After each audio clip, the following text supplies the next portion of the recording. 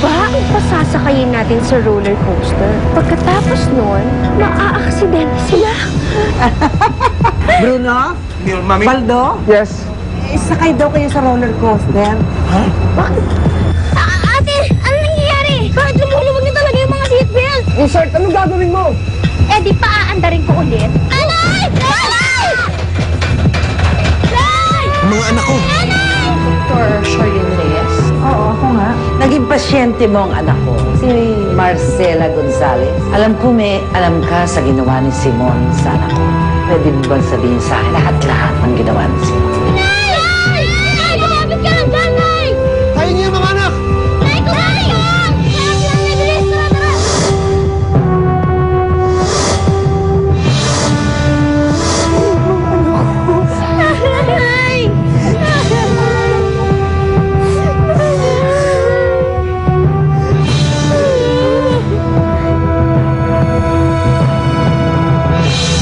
Bumalik ang alaala ni Marcela. Hindi maaari to. Kuya, ayun laki. Gustong kunin nanin nila Farah. Hoy, guard! Tingnan mo yung mamang yun. Hiyawak ng baril. Hoy! Ikaw! Hindi pa tayo tapos.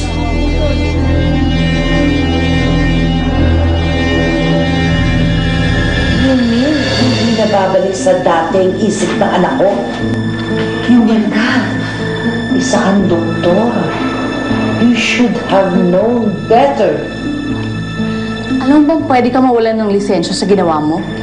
Huwag naman oh. Please, kahit ano po gagawin ko. Kahit na ano gagawin mo, ikaw na nga nagsabi na wala nang magagawang iba para maibalik sa dating anak ko. Now what? Alam ko na wala ng kapatawaran ng ginawa ko. Pero lahat naman po ginawa ni Simon para maniwala ako. Ngayon kung ano pong pwede kong gawin, kahit ano po gagawin ko, maniwala kayo sa akin. Very well. Huwag mong sabihin kay Simon na nagpunta kami rito. At pag-ayos na lahat ng demanda laban sa kanya, I will call you and I want you to testify against him.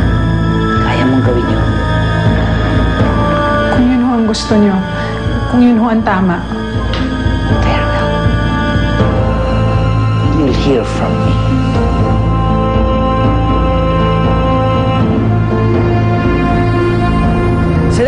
Sila nga po yung gumalaw sa controls ng roller coaster.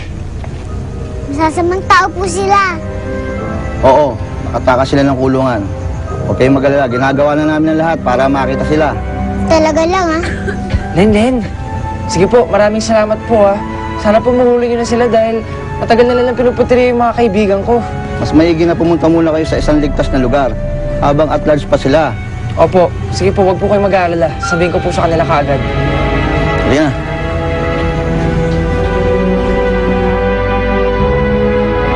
May mga konting galos lang kayo pero wala namang malalang pinsala niyan.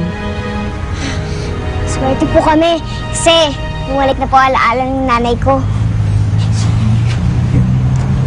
Salamat po. Salamat po. Thank you po. Nay, nagtataka lang po ako kasi bakit hindi po gumana yung alaala nyo dinala na po namin kayo sa mga lugar na palagi nating pinupuntahan noon Pero bakit ni isa po walang gumana? Oo nga po, Nay. Ano na po bang nangyari? Bakit bigla na lang bumalik yung alaala niyo?